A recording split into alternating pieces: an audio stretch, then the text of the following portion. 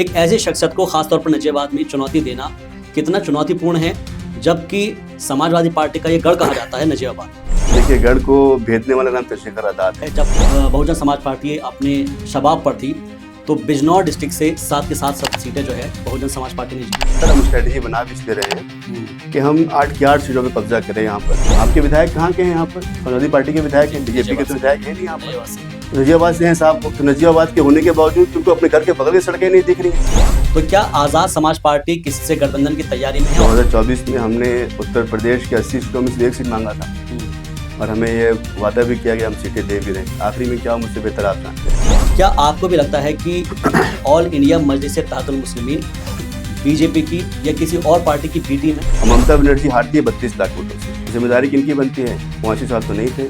Azad Samaj party देश का आजाद तो वहाँ पर थे नहीं। क्या आपको भी लगता है कि जहाँ पर बीजेपी जिन लोगों के साथ अलायंस कर रही है, क्या वो एक सोचे समझी रणनीति के तहत हो रहा है? तो बीजेपी हमें यही कोशिश करती है कि छोटी छोटी पार्टियों को जोड़कर पहले हुकूमत में आए और हुकूमत के आने के बाद उनकी पार्टियों को सारे पार्टियों को खत्म कर दें। अखिलेश यादव कहते हैं कि पीडीए मुसलमानों की बात अगर हम यहाँ पर करें तो दलितों से भी बदतर मुसलमान है। लड़ाई हमारी सीधा सीधा कांग्रेस से है, जिसने इस देश में मुसलमानों को हाशिए पर खड़ा किया। जब हमारे यहाँ पर गुलदार का मामला होता है, खासतौर पर बिजनौर के सरीजन के अंदर बैठ में, तो वो पड़ी डाल देते हैं और रात में चरपाई पर सोकर पहरा देते हैं, बोलते हैं कि गुलदार को पहले मुझसे लिखना पड़ा। हमने एक शेर दिया है इस देश को और वो शेर ऐसा शेर है जिसकी दहाड़ पार्लियामेंट तक पहुंच चुकी है। आने वाले 2027 के चुनाव से पहले आपकी पार्टी किन किन मुद्दों को लेकर आगे बढ़ेगी और जनता के बीच क्या मैसेज देना चाहती है? हम ये चाहते हैं कि जीडीपी का एक बड़ा हिस्सा जो है वो स्वास्थ्य में, शिक्षा में इस्तेमाल किया जाए। एग्जाम्स लीक हो जाते हैं और मुझे लगता है कि शायद कोई इतनी बड़ी कार्रवाई नहीं होती। इस देश में डायपर लीक नहीं होता, पेपर लीक होता है। तो ये बड़े अफसोस की बात है। नीट का जो पेपर लीक हुआ, किस शख्स का नाम आया, किस पार्टी से ताल्लुक रखता है वो? बीजेपी से ताल्लुक रखता है वो। अखिलेश यादव और राहुल गांधी में अगर आपको चॉइस दी जाए तो कौन बेहतर नेता है? मैं किसी को चॉइस ही नहीं मानता। क्या आप बीएसपी के विकल्प हैं? हम इस देश में सारे पॉलिटिकल पार्टी के विकल्प हैं। चंद्रशेखर आजाद कहते हैं कि हमारे नीलेबाज हैं, सबको सेट कर देंगे। वो नीलेबाज क्या आप ही लोग हैं? देखिए, वो नीलेबाज हर वो शख्स है जो ये चाहता है कि इस देश में जालिम को जुल्म से रोका जाए। हमने 4 साल में एक सांसद दिया, वैसा सांसद दिया जिस सांसद ने पूरे देश में एक उम्मीद की किरण जगा दी। हेलो दोस्तों, आप देख रहे हैं बिजनौर ब्रेकिंग न्यूज और आपके साथ मैं हूं शाहबाज। जैसे जैसे 2027 का चुनाव नजदीक आ रहा है, वैसे वैसे उत्तर प्रदेश में खासतौर पर सियासी तपिश तेज होनी शुरू हो गई है। और उस तपिश का अंदाजा आप इसी बात से लगा सकते हैं कि जब से आजाद समाज पार्टी मैदान में आई है, उसके बाद से बहुत सारे लोगों के जो पसीने छूटने शुरू हो गए हैं। इसी कड़ी में आजाद समाज पार्टी ने एक पर्यवेक्षक को भेजा है उत्तर प्रदेश में, और पश्चिमी उत्तर प्रदेश की सरजमी को समझने के लिए काशिफ रजा साहब यहाँ पर आए हैं और उनको जिम्मेदारी दे दी गई है कि भाई अब आपको जो है यहाँ का सारा दारोमदार आपके ऊपर है। अब क्योंकि विधानसभा चुनाव 2027 नजदीक है, ऐसे में काशिफ रजा साहब इस वक्त हमारे साथ बीबी न्यूज के पॉडकास्ट में मौजूद है। आपका बहुत बहुत स्वागत है काशिफ साहब बीबी न्यूज में। जय जोहार। तो पहला और सीधा सवाल मेरा आपसे यही है कि उत्तर प्रदेश अपना आप में सबसे बड़ा प्रदेश है और सबसे ज्यादा विधानसभा की सीटें यहीं से आती, और कहते हैं कि यूपी का रास्ता अगर किसी ने तय कर लिया तो दिल्ली का रास्ता आसान हो जाता है।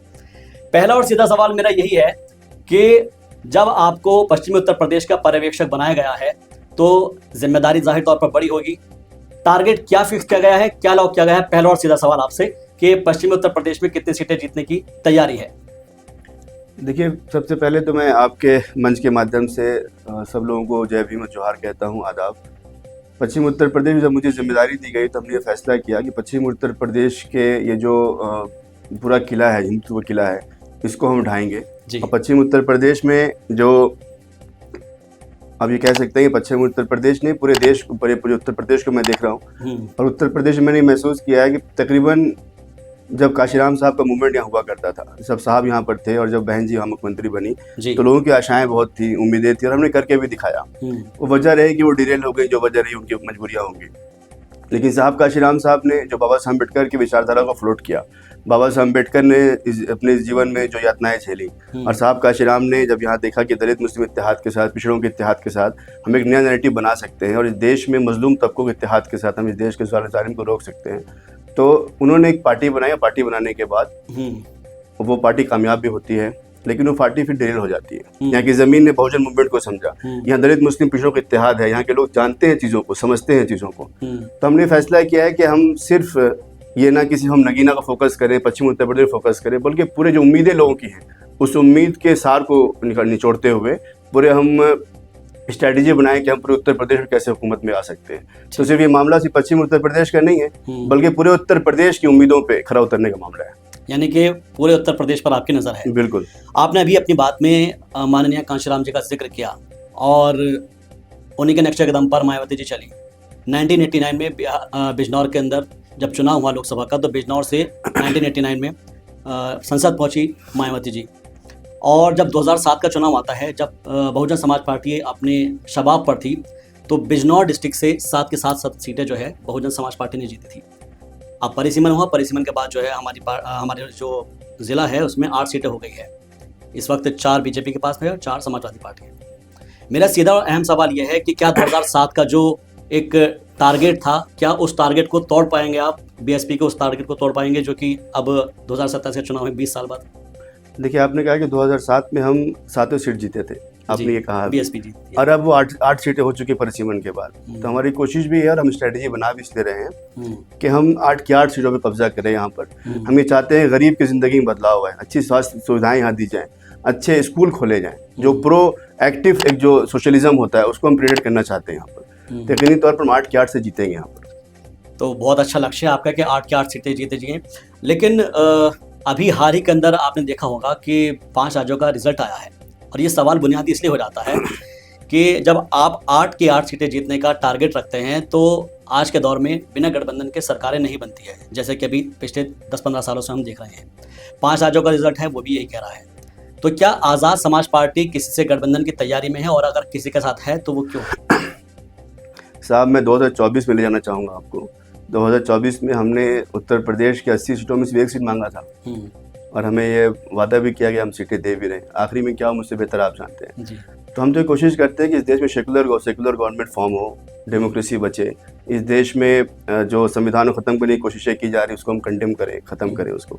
लेकिन वो 1 सीट देने का वारा नहीं करते हमें। तो हमने क्या किया, हमने जब मैं खुद अपना तजुर्बा बता रहा हूँ, मैं जब यहाँ पर आया, लोगों से मैंने बात की तो वो मुझे कहते थे कि आप गठबंधन कर लो तो आप चुनाव जीत जाएंगे। मैंने गठबंधन में करूं किसका? हमारे पास दलित है, हमारे पास आदिवासी, यहाँ आदिवासी आपके नहीं है, यहाँ मुस्लिम्स हैं, यहाँ पर ओबीसीज हैं, तो गठबंधन तो इनका होना चाहिए। और वो सारे लोग जो अगली जाति के भी आते हैं, उन लोगों ने राष्ट्रीय जनता दल जी को वहाँ पर वोट दिया। तो हर इंसान आज के वक्त में, वो किसी अगली जाति का हो, पिछड़ी जाति का हो, दलित हो, मुस्लिम हो, ब्राह्मण हो, राजपूत हो, क्षत्रिय हो, मुसलमान हो, ये चाहता है कि इस देश में डेमोक्रेसी बचे। आपने कहा कि 5 राज्यों का रिजल्ट हुआ, इन 5 राज्यों के रिजल्ट में आप देखें कि मैं वेस्ट बंगाल को लूँ, सबसे हाईलाइट वेस्ट बंगाल हुआ। बिल्कुल। वो फोकस था पूरा यहाँ का, जो एक पूरा वो सिस्टम जो बनाया गया डेमोक्रेसी का। तो उस 5 राज्यों के चुनाव में वेस्ट बंगाल की बात करूँ तो वेस्ट बंगाल में जो सो कॉल्ड इंडिया अलायंस था, जिसने हमें 1 सीटें नहीं दी थी यहाँ पर, वो इंडिया अलायंस कहाँ गुम हो गया था, कहाँ चले गए थे? राष्ट्रीय अध्यक्ष जी को हराने के लिए नगीना में सारे लोग आए, बीजेपी तो हमारे साथ लड़ ही रही थी, साथ में वो लोग भी लड़ रहे थे जो कहते हैं कि संविधान बचाना चाहते हैं। तो एक नेता को, एक गरीब बच्चे के औलाद को आपने क्यों इस तरह से नजरअंदाज कर दिया? 1 सीट हमें दिए होते तो हुकूमत में आप होते। मैं इसको बड़े पुरजोर अंदाज में कहता हूँ अपने मंचों से, अगर उन्होंने मुझे 1 सीट दिया होता हमें, तो वो आज हाशिए पे नहीं होते, ये एनडीए सरकार यहाँ पर नहीं होती, सेक्युलरिज्म की सरकार इस देश में होती। लेकिन वो देख 1 सीट हमें देना नहीं चाहते हैं, तो हम किनसे काविशें करें, किनसे कोशिशें करें, आप मुझे ये बताइए। तो कोशिश तो हम यही करते हैं कि सरकार ऐसी बने, सबकी बात करती है, हमें किसी से कोई गुरेज नहीं है। लड़ाई हमारी जो है उनसे है जो सत्ता पे बैठे हुए, जो जालिम लोग, उनसे हम लड़ रहे हैं। अपनों से कौन लड़ेगा? क्यों लड़ेंगे अपनों से? लेकिन सवाल ये भी खड़ा होता है, मैं आपके माध्यम से कहना चाहता हूँ कि जिनको आज तक हमने अपने सर पर बैठाया, उनको हुकूमतें दी, उनको विरासत दिया, उन्होंने क्या किया हमारे लिए? कोई बदलाव नहीं दिखता है। मैं जब यहाँ से गुजर के अभी आ रहा था तो मेरे एक अजीज दोस्त बता रहे थे कि ये सड़क जो है जब से 25-30 सालों से आपका सड़क नहीं बन पा रही। बिल्कुल। आपके विधायक कहाँ के हैं यहाँ पर? समाजवादी पार्टी के विधायक हैं, बीजेपी के तो विधायक है नहीं यहाँ पर, नजीबाबाद से हैं साहब। तो नजीबाबाद के होने के बावजूद उनको अपने घर के बगल की सड़कें नहीं दिख रही हैं। तो बुनियादी जरूरत जो आपके यहाँ पर, स्कूल अच्छे नहीं है, कॉलेजेस अच्छे नहीं है, सड़कें अच्छी नहीं है, नालियाँ अच्छी नहीं है, तो बड़ी बड़ी बातें हम क्या करें उन लोगों से, क्या मुतालबा करें उनसे? आपने समाजवादी पार्टी का जिक्र किया है और तस्लीम अहमद जो कि यहाँ के विधायक है उनके बारे में जिक्र किया है। मैं थोड़ा सा एक डिटेल्स और डेटा दे देता हूँ आपको कि पिछले 3 बार से वो यहाँ से चुनाव जीत रहे हैं, और आपने क्योंकि कहा है कि वो चुनाव जीतने के बाद में यहाँ का काम नहीं कर रहे हैं। मेरा एक बुनियादी सवाल है आपसे, और वो अहम इसलिए हो जाता है कि पिछले 3 बार से समाजवादी पार्टी के विधायक यहाँ से जीत रहे हैं। पहले वो हालांकि बीएसपी में थे, बीएसपी से जीते, फिर समाजवादी पार्टी, फिर समाजवादी पार्टी से, और हर बार आंकड़ा बढ़ा है। एक ऐसी शख्सियत को खासतौर पर नजीबाबाद में चुनौती देना कितना चुनौतीपूर्ण है, जबकि समाजवादी पार्टी का ये गढ़ कहा जाता है नजीबाबाद। देखिए, गढ़ को भेदने वाला नाम चंद्रशेखर आजाद है जी। हमने आपकी इस गढ़ को, जहाँ पर बीजेपी एकदम फुल फ्लेज मेजोरिटी में चल रही थी, हुकूमतें उनकी थी, और हमने लड़ाई किनसे की? बीजेपी से लड़ाई की। लड़ाई आज भी हमारी बीजेपी से, लड़ाई हमारी किसी और से नहीं हो सकती है। हुकूमत में वो लोग बैठे हुए हैं, तो हमने 1 लाख से ज्यादा वोटों से बीजेपी को हराया यहाँ पर। तो ये जो नारे लगा रहे हैं लोग, अलग अलग नारे जो लगा रहे हैं, कोई हिंदुत्व को नारा लगा रहे हैं, भगवा करके नारा लगा रहे हैं, देश को बदलने का नारा लगा रहे हैं, ये सब चीजें मतलब मुझे फिजूल लगती हैं। हम ये चाहते हैं कि चेंजेस हो इस देश में, और चेंज सबके लिए हो, नेता सबके लिए हो। हमारे विरोधी भी जो लोग हमारे साथ जुड़ना शुरू हो गए, पूरे देश में जुड़ रहे हैं लोग। हमारे कई लोग हैं जो हमारे वो विरोधी समाज था, वो हमारे साथ जुड़ रहा है, क्योंकि उम्मीदें उनको चंद्रशेखर आजाद जी से हैं, उम्मीदें बहुजन मूवमेंट से, उम्मीदें आजाद समाज पार्टी भीम आर्मी से उनको उम्मीदें।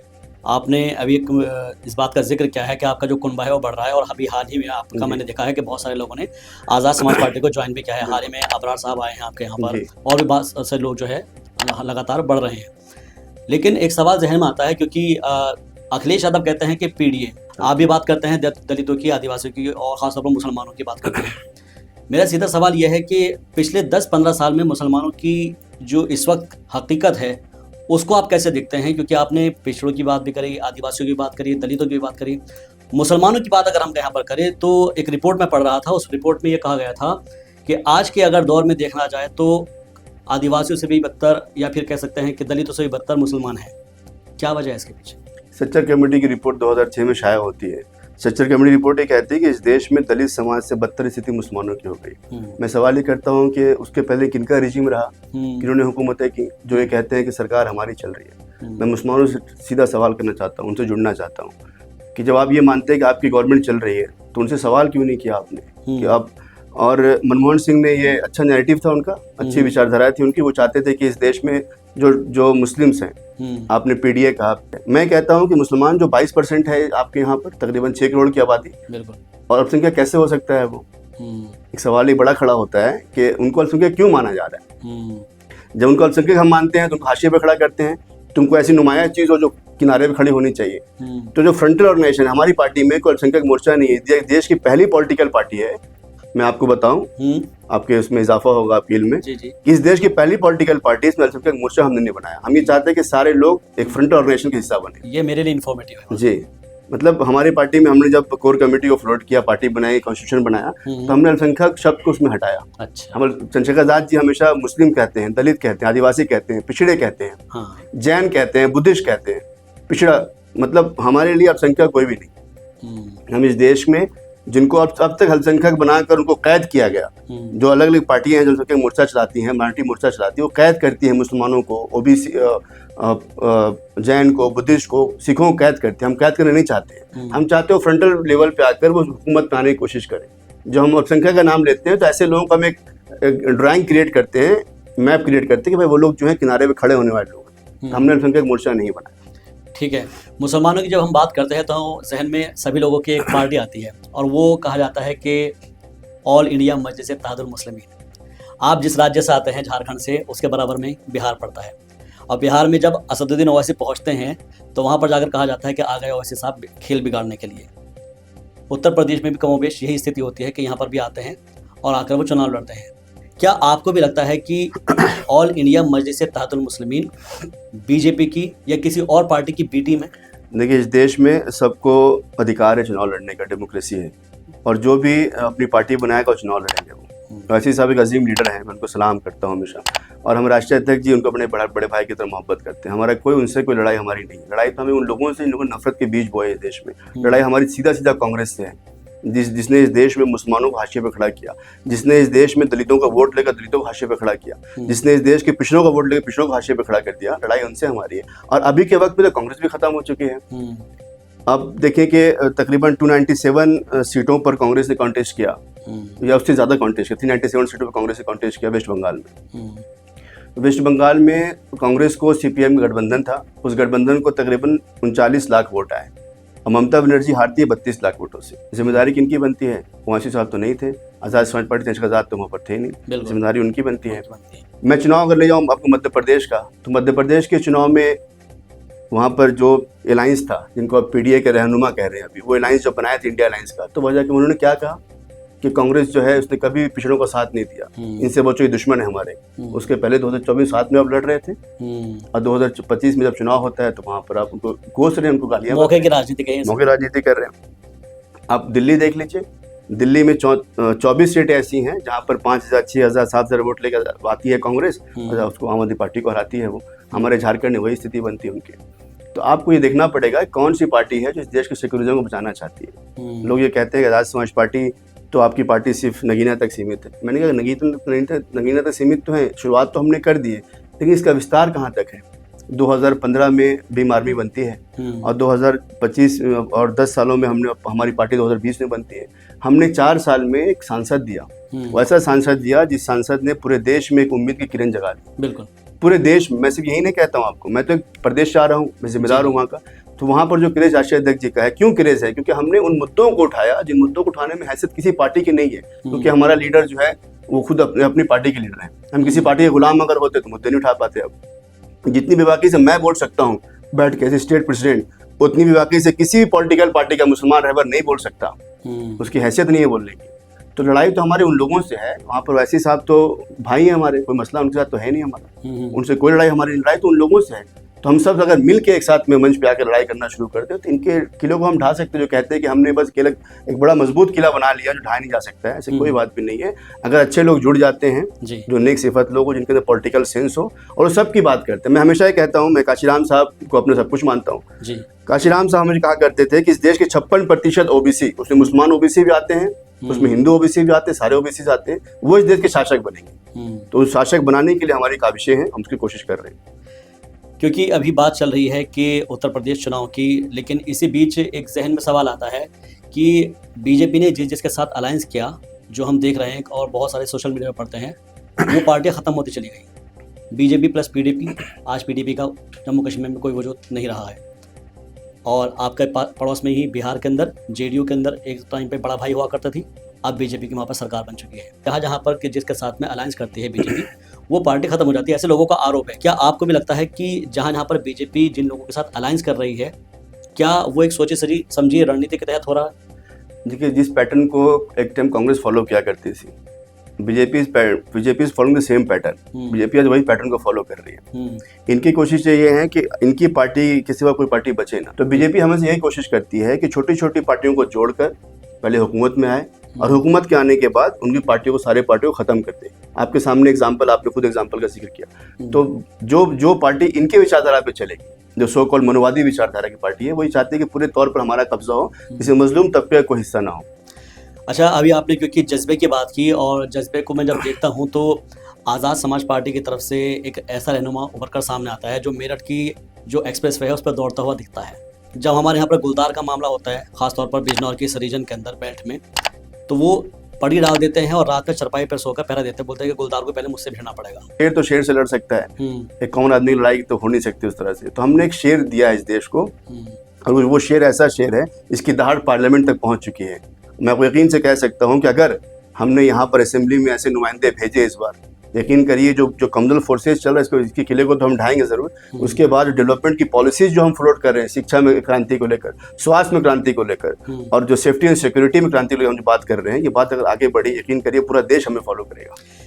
क्योंकि आप देश की बात कर रहे हैं और पूरे उत्तर प्रदेश के चुनाव की बात की जा रही है, तो मैं जानना चाहूँगा कि कौन कौन से ऐसे बिंदु है ताकि जनता को भी ये समझ में आना चाहिए कि आप किन बिंदुओं को लेकर आगे बढ़ रहे हैं। मीन्स कहने का मतलब यह है कि क्या आप मुझे कुछ मैनिफेस्टो की अपनी झलक बता सकते हैं, या कोई जो आपका जो ब्लूप्रिंट है उसको बता सकते हैं कि आने वाले 2027 के चुनाव से पहले आपकी पार्टी किन किन मुद्दों को लेकर आगे बढ़ेगी और जनता के बीच क्या मैसेज देना चाहते हैं? सबसे इम्पोर्टेंट ये है, बहुत अम्बेडकर कहा करते थे कि शिक्षा वो शेरनी का दूध है, जो पिएगा वो दहाड़ेगा। हमारे प्राइमरी फोकस जो है, सबसे बड़ा फोकस जो है, हम ये चाहते हैं कि जीडीपी का एक बड़ा हिस्सा जो है वो स्वास्थ्य में, शिक्षा में इस्तेमाल किया जाए। तो हमने ये कहा, राष्ट्रीय अध्यक्ष जी ने ये कहा कि हम ऐसी पॉलिसी बनाएंगे कि हम जीडीपी का एक बड़ा हिस्सा जो शिक्षा में देंगे। और हमने ऐसे नौजवान तैयार कर लिए जो आप जैसे हों, जिनके अंदर में क्रांति हो, जो लोग समझदार हों, समाज के प्रति ईमानदार हो, यकीनी तौर पर वो लोग आगे बढ़ेंगे।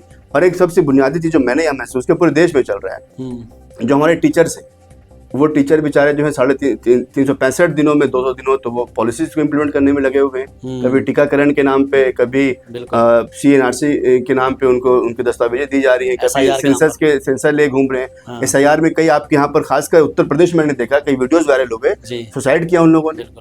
तो एक शख्स जो MA किया, एक शख्स ने PhD की, एक शख्स ने M.Ed किया, B.Ed किया, वो शख्स जो है वो पढ़ाने के लिए बेचारा जिंदगी लगाया उसने, उसको इस कामों में लगा दे रहे हैं। तो हम ये कोशिश करेंगे कि उनकी ड्यूटी जो हो उसका उनका पूरा फोकस जो तालीम पे हो, उनसे ये काम ना लिया जाए, पूरा फोकस उनका तालीम पे हो। इसके बाद अगर हम स्वास्थ्य में आते हैं तो स्वास्थ्य सुविधाएं आप खुद यहाँ के रहने वाले खुद आप महसूस करते होंगे, आपकी स्वास्थ्य सुविधाएं अच्छी क्यों नहीं है। किसी को कार्डियक अरेस्ट अगर हो गया तो कहाँ ले जाना पड़ रहा है, रुड़की ले जाना पड़ रहा है आपको, दिल्ली ले जाना पड़ रहा है आपको। बिल्कुल। डायलिसिस के नाम पे यहाँ पर डायलिसिस का कोई निज़ाम आपके यहाँ पर नहीं है जी। और अगर गरीब आदमी को CT स्कैन MRI कराना अगर हो तो कितने पैसे उसको देने पड़ेंगे। तो हम बुनियादी जरूरत की चीजें नहीं दे पाए देश में। शराब सबसे बड़ा मसला है। शराब अगर आप देखा, राष्ट्रपति जी ने कहा कि शराब को हम पूर्ण पाबंदी लगाएंगे, जहाँ से पाबंदी लगाई वो क्राइम का रेशियो आप देख लिए। NCRB डाटा क्या कहता है, मैक्सिमम जो रेप्स हो रहे हैं, मैक्सिमम जो क्राइम हो रहा है वो किस लिए हो रहा है, जो डोमेस्टिक वायलेंस होता है वो किस लिए होता है, शराब एक बड़े कारण उसका है।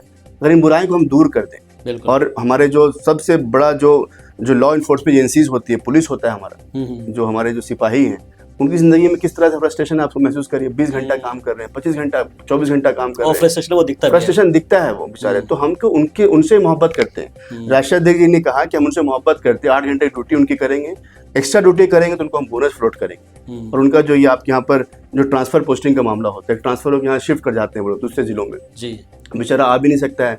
छुट्टी 2 दिन की मिली, होली की, रामनवमी की और दीपावली की, बेचारा आ भी नहीं पा रहा है, उनके बच्चे परेशान होते हैं। तो हम इन देखिए कितनी सेंसिटिविटी इसमें है। एक नेता जो है वो बेसिक चीजों को महसूस कर रहा है और दूसरे नेता जो अपने पीछे पुलिस को घुमा रहे हैं, उनका वायलेशन कर रहे हैं, उनको फ्रस्ट्रेशन में डाल रहे हैं, उनको वायलेट कर रहे हैं। तो ये बुनियादी चीजें जो है हमको बदलने की जरूरत है।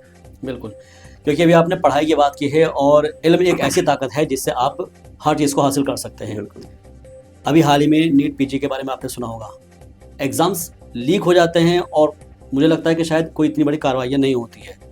आज के इस दौर में उस सिस्टम को, उस सरकार को आप क्या मैसेज देना चाहेंगे कि युवाओं के साथ जो उनकी उम्र के साथ, उनके जज्बे के साथ, उनकी उम्मीदों के ऊपर पानी फेरा जा रहा है? अभी आपने देखा कि हमारे यहाँ पर एक खान साहब सर हैं, बहुत फेमस पर्सनालिटी हैं, बहुत मारूफ शख्सियत है। उन्होंने कहा कि इस देश में डायपर लीक नहीं होता, पेपर लीक होता है। तो ये बड़े अफसोस की बात है ना। और उनके सामने किनका नाम आ रहा है पेपर लीक में? नीट का जो पेपर लीक हुआ, किस शख्स का नाम आया, किस पार्टी से ताल्लुक रखता है वो? बीजेपी से ताल्लुक रखता है वो। तो ये भी सोचना पड़ेगा ना कि जो देश हित की बात कर रही है, देश निर्माण की बात कर रही है, पेट्रोटिज्म की बात कर रही है, वो उनके लोग आज कहाँ खड़े हुए? वो पेपर लीक करवा रहे हैं, लोगों की उम्मीदें खत्म कर रहे हैं। एक बच्चा पढ़ता है, पढ़ के वो तैयारी कर रहा है और तैयारी करने के बाद उसके पेपर लीक हो जा रहे हैं। तो इतनी बड़ी मतलब इस तरह से जो हैवक क्रिएट किया जा रहा है, इस तरह से जो चीज़ों को ख़त्म करने की कोशिश की जा रही है, तो ये तो कॉमन चीज़ तो नहीं है ना। अगर हम अब भी नहीं जागते हैं, युवा अब भी सड़क पे नहीं उतरते हैं और हम मुद्दों को नहीं उठाते हैं, तो आने वाला देश का मुस्तकबिल जो है वो पूरे तौर पर ख़त्म है। वो अखिलेश यादव और राहुल गांधी में अगर आपको चॉइस दी जाए तो कौन बेहतर नेता है? मैं किसी को चॉइस ही नहीं मानता। दोनों बेहतर होते तो तब्दीली आगे होती उत्तर प्रदेश में। हाँ। दोनों में से कोई बेहतर नहीं है। अच्छा, उत्तर प्रदेश के अंदर किसे बेहतर मानते हैं? सॉरी, उत्तर प्रदेश में किसे बेहतर मानते हैं? चंद्रशेखर आजाद साहब को। क्या आप BSP के विकल्प हैं? हम इस देश में सारे पॉलिटिकल पार्टी के विकल्प हैं। यकीनी तौर पर हम तो BSP के विकल्प बन चुके हैं, वो तो एस्टैब्लिश फैक्ट हो चुका है। आपके यहाँ पर जब हम चुनाव को लड़ते हैं तो BSP को 13,380 वोट आते हैं, अगर मैं गलत नहीं हूँ तो, और हमें 5 लाख तकरीबन 43,000 वोट आते हैं। तो हम BSP के विकल्प तो बन चुके हैं, लोगों ने एक्सेप्ट कर लिया है। लेकिन हम इस देश में जो पॉलिटिकल पार्टी अब तक सेकुलरिज्म का ढंढूरा पीटती रही है, उनके सबके विकल्प हैं। और आने वाले वक्त में आप देखें जिस तरह से यहाँ मेहनतें हो रही हैं, आपके नजीबाबाद में, पूरे प्रदेश में मेहनतें हो रही हैं, जो लीडर्स हैं, जो समाज के प्रति ईमानदार है, वो हमारी पार्टी को ज्वाइन कर रहे हैं, क्योंकि उनको उम्मीदें से हमारी पार्टी से। एक सवाल और आखिरी सवाल कि चंद्रशेखर आज़ाद कहते हैं कि हमारे नीलेबाज सब कुछ ठीक कर देंगे, सब कुछ सेट कर देंगे। वो नीलेबाज क्या आप ही लोग हैं? देखिए, वो नीलेबाज हर वो शख्स है जो इस देश में चाहता है कि मजलूमों का इत्तेहाद हो, वो ये चाहता है कि इस देश में जालिम को जुल्म से रोका जाए। और वो खासकर आज़ाद समाज पार्टी भीम आर्मी के जो हमारे नीलेबाज हैं, यकीनी तौर पर आपने देखा होगा कि जब मजलूमों पे जुल्म होता है, सबसे पहले कौन बोलता है? जब दिल्ली की सड़कों पे मुसलमानों को सजदे की हालत मारा जाता है, चंद्रशेखर आज़ाद साहब बोलते हैं, उनकी टीम बोलती है, सस्पेंड कराती है वहाँ के SHO को। और ये निज़ाम पूरे देश में बन चुका है। सबसे पहले अगर कहीं पर परेशानी हो दलितों को, पिछड़ों को, आदिवासियों अत्याचार, जुल्म अत्याचार हो, तो सबसे पहले बोलने वाले ये नीलेबाज होते हैं। तो नीलेबाज जो है ये इस देश की गर्व है, और आने वाले वक्त में आप देखेंगे ये नीलेबाज हुकूमत में भी आएंगे। ठीक है, बहुत बहुत शुक्रिया हमसे बातचीत के लिए बहुत और शुक्रिया आपका। अपनी बात रखने के लिए। तो काशिफ रजा साहब हमारे साथ इस वक्त जो है मौजूद थे, और उनका सीधे तौर पर ये कहना है कि ये सिर्फ पश्चिमी उत्तर प्रदेश का ही रण नहीं है, बल्कि पूरे उत्तर प्रदेश का रण है, और 2027 के अंदर उनका जो हदफ है वो हुकूमत तक पहुंचने का है। अब देखना होगा कि 2027 में आज़ाद समाज पार्टी कितने पारी कैसे खेलती है और कितनी सीटें लेकर आ पाते हैं, ये तो भविष्य में तय हो पाएगा। देखते रहिए बिजनौर ब्रेकिंग।